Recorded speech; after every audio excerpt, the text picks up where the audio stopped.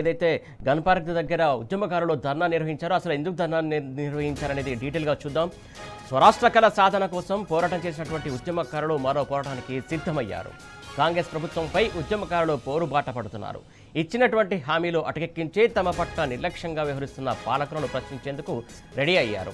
ఏడాదిన్నర కళ్ళు కాయలు కాసేలా ఎదురు చూసినా ఫలితం లేకపోవడంతో ఆందోళనలు చేసేందుకు జిప్తులు ఎన్నికల ముందు తమ డిమాండ్లు మేనిఫెస్టోలో పొందపరిచి గెలిచిన తర్వాత అమల్లో నిర్లక్ష్యం వహిస్తుండటాన్ని ఉద్యమకారులు తీవ్రంగా తప్పుపడుతున్నారు.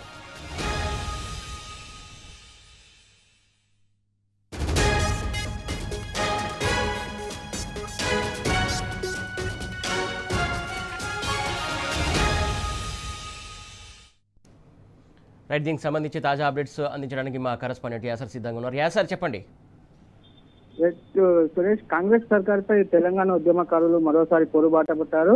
ఉద్యమకారులను పట్టించుకోవడం లేదంటూ రేవంత్ సర్కార్ తీరుకు నిరసనగా ఇవాళ గన్ పార్క్ వద్ద తెలంగాణ ఉద్యమకారుల ఫోరం ఆధ్వర్యంలో పెద్ద ఎత్తున ఆందోళనకు దిగారు.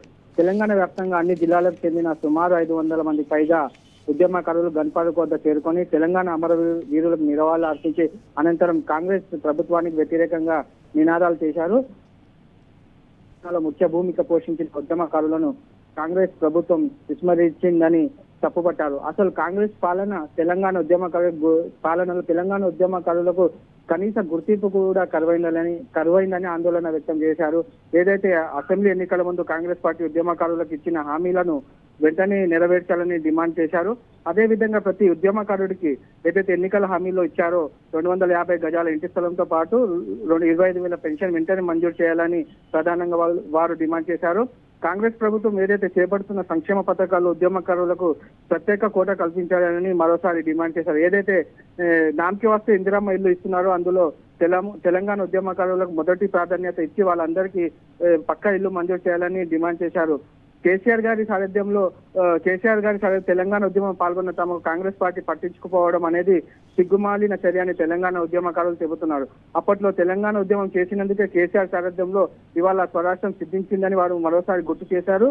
ఏదైతే తెలంగాణ కోసం ఎందరో ఆత్మీయ బలిదానాలు చేస్తే తెలంగాణ రాష్ట్రం సిద్ధించిన విషయాన్ని కాంగ్రెస్ పార్టీ విస్మరిస్తుందని వారు తప్పుపడుతున్న పరిస్థితి ఉంది. ఇవాళ కాంగ్రెస్ పార్టీ ఆంధ్ర పాలకుల తొత్తులుగా పనిచేస్తున్నారని తప్పుపట్టారు. మరోవైపు రేవంత్ రెడ్డికి తెలంగాణపై ఏదైతే అభిమానం ఉంటే వెంటనే తెలంగాణ ఉద్యమకారులను గుర్తించి వారికి తగిన న్యాయం చేయాలని డిమాండ్ చేశారు.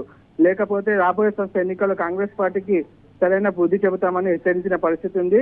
ఏడాదిన్నర కాలంగా కళ్ళు కాయలు కాసేలా ఎదురు చూసిన ఫలితం లేకపోవడం ఉద్యమకారుల ఆందోళన చేస్తున్నామని చెప్పారు.